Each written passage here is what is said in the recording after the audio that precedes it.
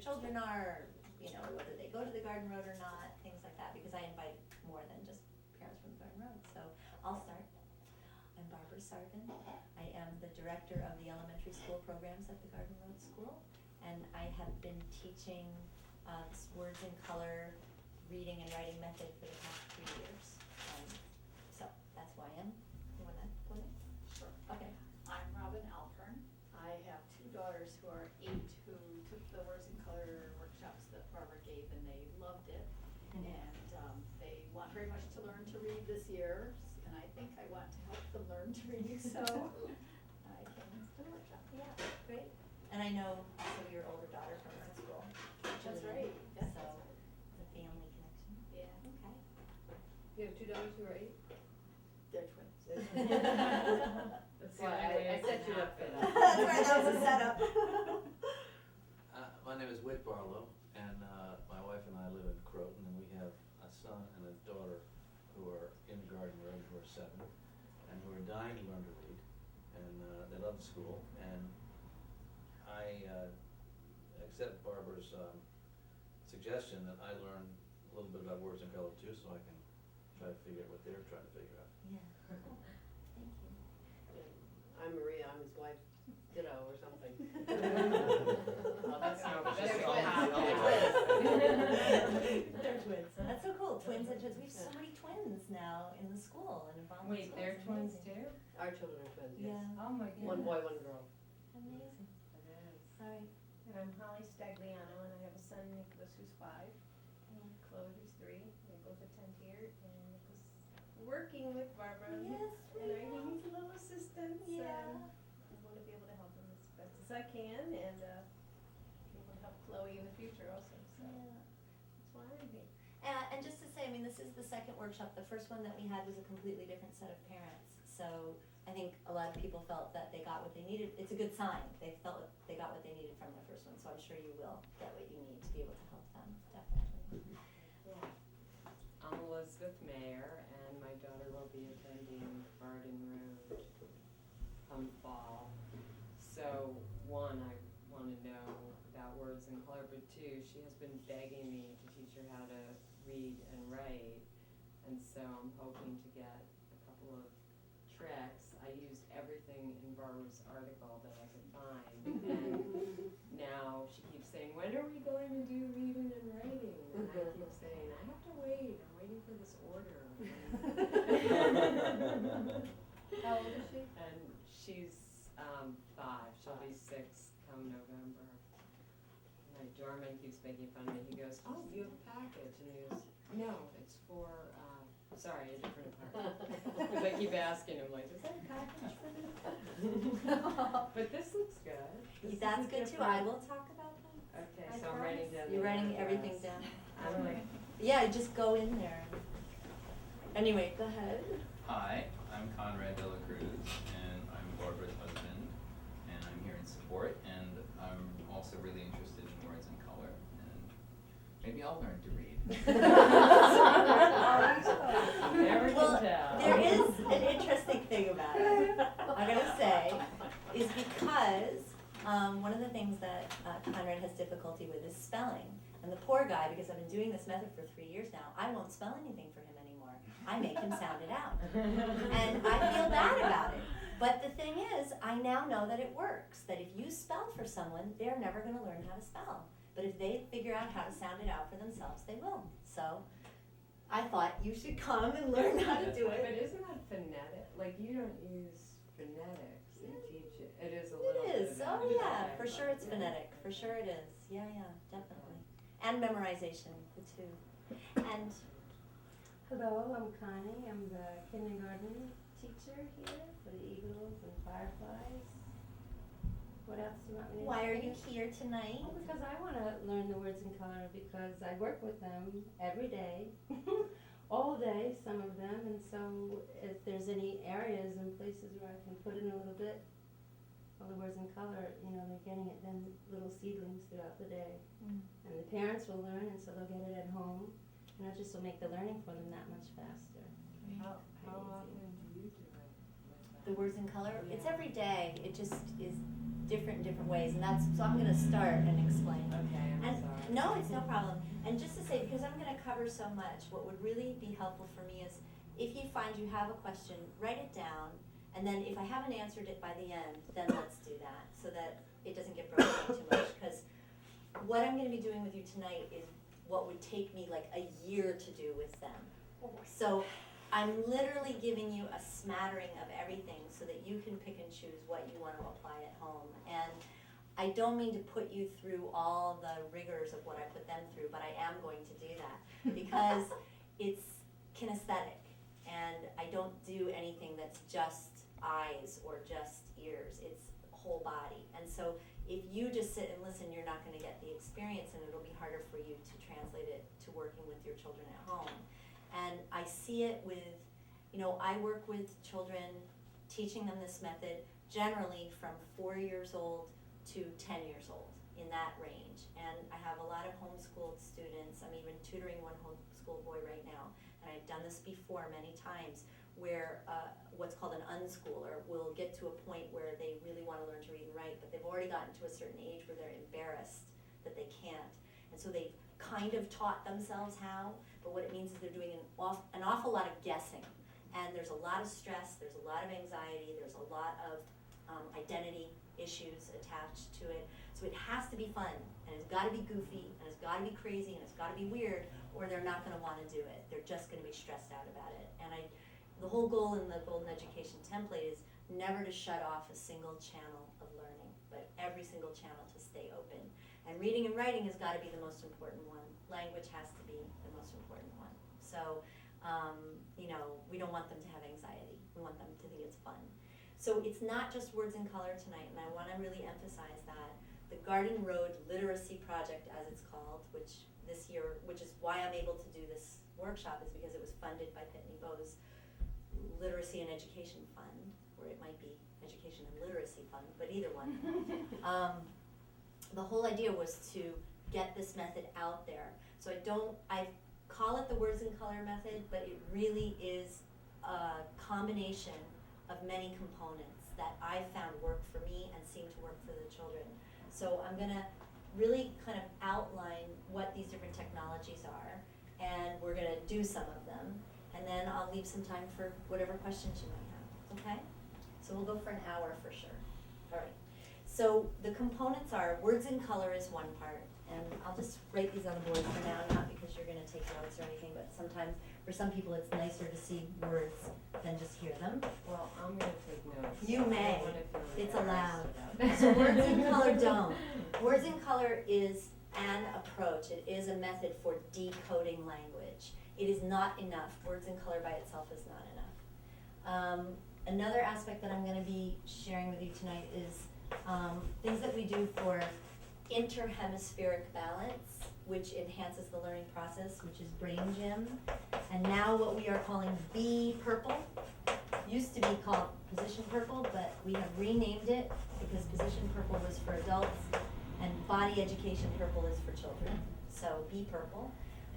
And what are visual exercises? Okay, I don't have a name for those yet. It's cute, but basically, my Aunt Lillian, who has a PhD in this whole field, and she's a lovely elderly woman who is one of the last remaining experts in words and color alive, aside from Shakti Patenyo, and they're very old now.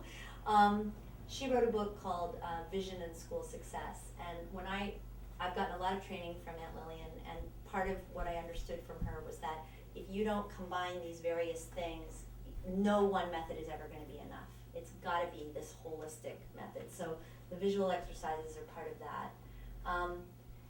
Our approach at the Garden Road, like I said, is kinesthetic. It's all sensory. It has to be including all of the senses, which means that you use art, you use theater, you use music, you use dance, you use whatever you have. Because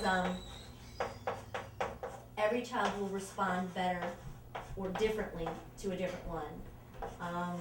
And so I want to make sure everybody gets all of it. And you have to understand that children who are 5, 6, 7 years old are not inhibited like we are. So these are For us, these would be anti-inhibition exercises. For them, it's how they give expression. So it's very natural to them to do things this way. Then there's another method that I've been incorporating over the last few years, but I don't like the name of the method, okay? It's called PAF, which is the initials for Preventing Academic Failure. And I think there couldn't be a worse title. And I think if they would just change the title, I would be a much better supporter of their method. But I find it very disturbing that they call it that. So do they, the people I've met who teach it. However, they have great materials. And I've been using them more and more this year, thanks to Maria, who got them for me. And I had already been learning about this a couple of years ago and had started using some of their exercises a couple of years ago that are kinesthetic. So that, and then as far as reading materials go for the children, when they're just starting, I'm this big proponent of, oh, Connie, can you get them for me, the Bob books? Oh, They're sure. on the shelf. And of course you can't see what I'm writing here because it's below you. But it's on there. It says Bob Books. Anyway, anything that is what would be called a limited vocabulary book. Now, Words in Color has them. Unfortunately, they're just not very nice looking. So I don't really like to use them that much. However, the children do like them. And so that one, for example, if I can borrow it for a sec. No, you can't. Thank you. Thank you. Thank you. I like this book because they can read it. And they think they're cool when they read it because it doesn't have any pictures. It's got chapters, okay? They think they're cool. And it's all, it's like lines like this instead of one line per page. They're like, wow, it's a real book. So they like to read this to me, and they like to read it out loud, and it makes them feel good because it's got their limited vocabulary in it. So anything that you would call a limited vocabulary book. I use some graded readers, but unless it's the same limited vocabulary as what we're using, they're kind of not that helpful. So anyway, if you know these books, the Bob books, they are graded. They're put out by Scholastic.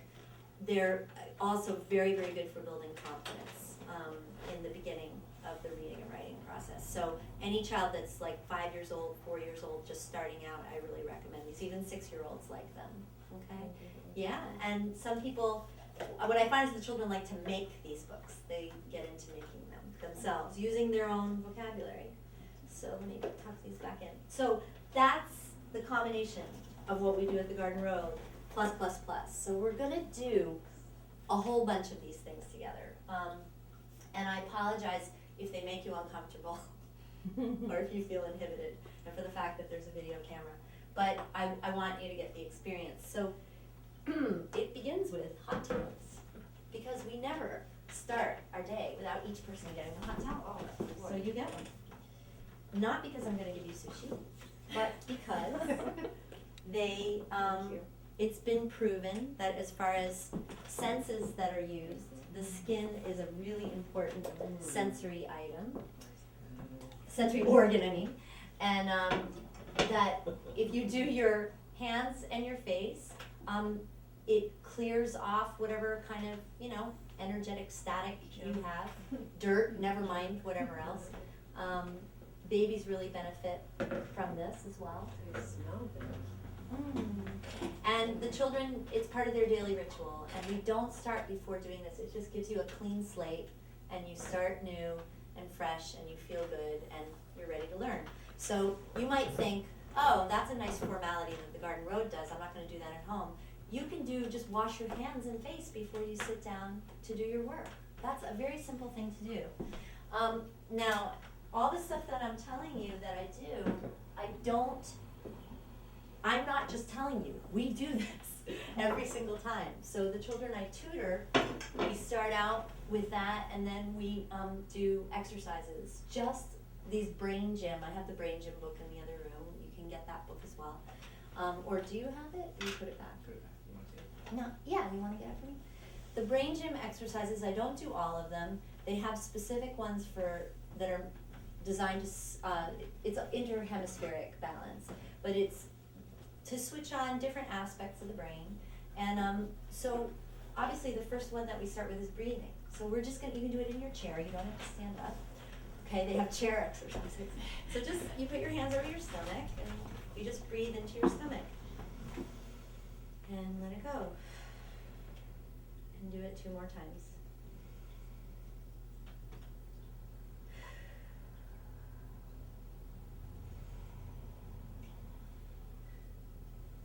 Good. And then put your hands on your lap or on your knees, whatever. And then what I want you to do is breathe in, and as you breathe in, stretch up. And then breathe out and relax. And do that 2 more times. Kind of push against your knees. And one more time. Good. Now, pick your feet and cross them and try to touch your toes. And if you can, good. If you can't, it doesn't matter. And then come back and switch your feet and do it the other way. Now, as soon as you cross legs or cross hands, you are causing that interhemispheric balance. With the children, we do, obviously, we don't do it sitting in chairs. I'm going to demonstrate this, you do not have to do it. We do a lot of this, a lot of this, a lot of crawling, skipping, walking, anything we can, to cross the midline, which is what it's called. And I'm going to show you some other things for that. Here's another one that we do. Yep. You bring your leg up and flex and point your foot, which is hard to do in shoes, but that's the other thing. The children don't wear shoes. And we don't recommend wearing shoes when you're trying to learn because it keeps all the energy packed into your feet. And there's a lot of stress in the learning process that comes out the feet. Yeah, there you go. All right. Take your shoes off. A lot of stress, and what has been found, especially in Israel where it's warm so they can go without shoes most of the year, that the children just do much better, and we find that. And children love to take their shoes off, so we're like, take them off. We don't want them on anyway. So when they're in school, they Never wear shoes. That's We great. never wear shoes. It's not they don't have to, they're not allowed to, we don't let them. Oh, that's. Because what happens is so much gets released through the feet. If they have their shoes on, it stays Yeah. in. So it's not just about keeping the school clean. Another exercise that we do with them, this one I would like you to do, but you have to stand up, you can't do it sitting, it's easy. This is from Be Purple. You put your hands out so they're facing that way, cross them, and then cross them, and then cross them, and just stay like that for a minute. What about this part? That's the part the children added. The children, I believe that was Leah that added that. And then they cross their eyes, but I can't cross my eyes. They have all kinds of things. Some children have added a lot of variations onto these exercises. They like to do this, and then they call it jumpy. They like to pogo stick in this position, which is great. It's fantastic. But for adults, this is good enough. All right, and this. No, but actually just doing that, like it woke up my brain. Yeah. Just doing a little pogo stick. All right. So all of these are balancing exercises. Okay, you can sit down.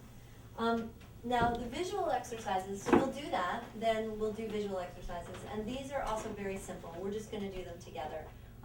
You leave your head straight and you look up, but you don't move your head. And you look down, but you don't move your head. And you look up, down, up, and down, and up, and down. Now, with adults, it can make you feel dizzy doing it. So if it does, just do it a couple times to get the idea. Look to your right, look to your left, to your right, your left, right, left. Good. Now you're going to look up to one corner of the room, and then look down to the diagonal opposite corner, and up to the upper corner, and down to the diagonal, and up, down. Good. Now go up to the other corner that's up towards the ceiling, and look from that one to the diagonal corner down to the ground. Diagonal up, down, up, down, up, down. Good. Now, that's it. And literally 5 minutes of one, 5 minutes of the other, they're more ready. Now, I will do all different kinds of things, because if I did the same thing every day, they would hate me. So we have a million different ones that we do. And we're going to do this one now, because some people don't like doing physical things, although children do, and some people respond better to artistic things. So we are gonna have a little art process here. But what I need is, let's see, everyone's gonna have to come sit on the floor for a minute. And I will cut the paper. We wanna pull it more? Can I give you a little more? Okay.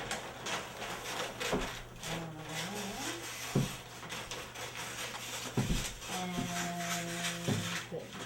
Now Robin's actually done this. Maybe what we should do is flip it so it'll stay down.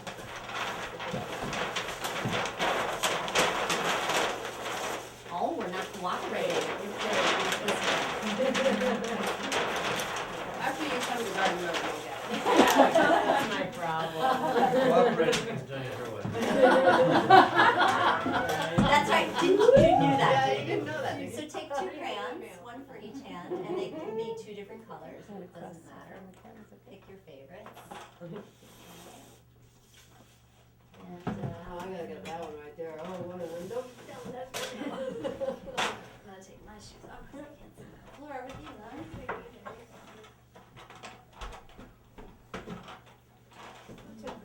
I don't know, I got awkward over here. Here's the green. They don't fight over them. That's the nice thing. We're adults. Mine. As usual, the only left is black. Yeah. That's your color. Perfect. It's like Charlie Brown. Very funny. Remember that story of what happened when you made a black pumpkin? That happened to me in kindergarten. Tell them, this is a good story. Yeah, well, I was in kindergarten and we were all sitting at the table doing the Halloween picture, which is a pumpkin, and of course mine was black. So the teacher got very upset. She called my parents. My parents came in for a meeting with the kindergarten teacher, and they wanted to know, is everything okay with you? Why is your pumpkin black? And I said, because it's rotten. And they laughed and they blew it up. But actually what had happened was I'm surprised all of they the laughed. orange crayons. I mean, how many orange crayons can you have? Right, and all they They're have all at taken. Halloween is purple, black, and Right, orange, right? exactly. So I just took the black one and I colored it in, you know, and did a. That's all that was left. I should have asked you. Right. But nowadays they would have sent you for therapy. That's Oh. right. Put You on medication? But you're Okay, right. so we're gonna double doodle. And double doodling is basically just, it can be just scribble scrabble with two hands, or you can do very nice mirror images. It's up to you what you would like to do. But the idea is both hands work in tandem, and whatever you wanna do is up to you. And this process, which is written of in more detail in Brain Gym, switches on both sides of the brain, because for reading and writing you need both left and right hemispheres active. And it is also very calming and focusing and centering and I got a hole in my brain, look. I wanna bring this home so my daughter can hang it on her wall, cause she keeps Oh, making look at me Connie. paintings. Oh, right. See, that's why Connie's the kindergarten teacher. She's been practicing, that's it. Yeah, I No had fair. a lesson with Donna. How do you cross the That's board? their double doodle pictures. What What do do you they do? do? You get their arm. I just The took my, green and the you purple pass it to side. one Ah. class. Oh, you like that? I see. No, you can also just, Oh, you're Yeah, allowed so you to can do do that. these Color. You're allowed to do Fine. whatever you want. I tried doing that and I got, No rules. I got, no, but I had trouble doing it. Well, I never finished before. everybody needs the garden mode. Now, we are not gonna do it, but what I also do with the children is called quadruple doodling, where you use 2 hands and 2 feet. And that's a great one, so they put one between each toe and one in each hand, and then quadruple doodle. Ooh, look at Holly's! yeah. See, Oh, that's good. people are really, I always do this, this is my double I doodle. could take it. Okay, you and me. So, You're if like a the child, word test. before they sit down to do their homework, just would double doodle for 5 minutes, it will be better, okay? That would be one recommendation, okay? Double Maybe you need to double doodle before they sit down to do their homework. Okay, so now, let's flip the paper over. Sorry, honey, but we gotta move Alright, on. this time I'll follow you. Go this way. Maybe they got a black one. Now, another Should've made a exercise that we do, so this isn't double doodling, although it is using 2 hands, but this is really crucial for them. is making circles from left to right. Oh. Okay, because all writing in English and reading in English goes from left to right. So it starts to train the brain to go left to right. Now, if a child has difficulty doing this, just have them do it with their writing hand. But it is definitely a really important skill to get, because believe me, when they're 5, they will write from left to right to left, up and down, because why shouldn't you? It's obvious that you could write any way you want, and other cultures do. So why should they write from right to left or left to right? They just have to learn how to do it. Okay? It's hard. My left hand doesn't want to do it. Yeah. Oh, well, you know, if you put it next, put your thumbs together. Well, I can cheat, but Yeah, I'm just trying to and do it that's what- naturally. Oh, I see. Good. So now you see how hard it is for your children. Now, another thing I have them do, and again, I like I said, normally we would do one of these. I'm giving you all of them, or many of them. Figure eights.